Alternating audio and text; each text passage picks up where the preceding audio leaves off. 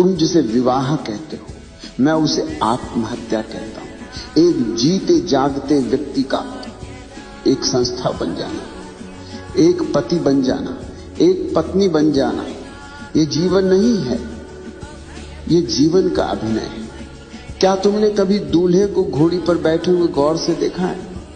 वो सोचता है कि वो राजा है, वो सोचता है कि उसने कोई किला जीत लिया है, मगर उसे खबर नहीं, उसे रत्ती भर भी खबर नहीं कि वो अपनी ही आजादी की शव यात्रा में जा रहा है। वो बाजे गाजे, वो शोर शराबा, वो रोशनी, ये सब तुम्हें धोखे में रखने के लिए है, ये सब तुम्हें बेहोश करने का उपाय है, ताकि तुम्हें पता न चले कि तुम एक खुली जेल में प्रवेश कर रहे हो। जरा अपने चारों तरफ देखो, जिन लोगों की शादियां हो चुकी हैं, क्या उनके चेहरों पर तुम्हें कोई आनंद दिखाई देता है?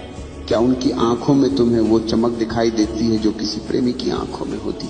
नहीं, वहां सिर्फ थकान है, एक ऊब है, एक बासीपन है।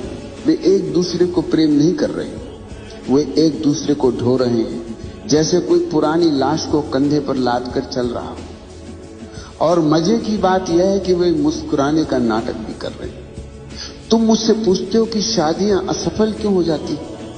मेरा जवाब थोड़ा कड़वा है, मगर सत्य हमेशा कड़वा ही होता है। शादियां असफल इसलिए नहीं होती कि लोग बुरे हैं, शादियां असफल इसलिए हैं क्योंकि विवाह की पूरी व्यवस्था ही इंसान के स्वभाव के खिलाफ है।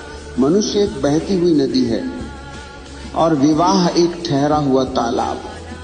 नदी बहती रहे तो साफ रहती, ताजा रहती, रुक जाए तो सड़ जाती है, उसमें कीड़े पड़ जाते हैं, बदबू आने लगती है। आज हर घर से वही बदबू आ रही, कलह की, संघर्ष की, घुटन की। तुम सोचते हो कि 7 फेरे लेने से, मंत्र पढ़ने से या किसी कागज पर दस्तखत करने से प्रेम पैदा हो जाएगा। कितने नासमझ हो तुम। प्रेम कोई व्यापार नहीं है, प्रेम कोई समझौता नहीं है, मगर तुम्हारा विवाह 100% समझौता है।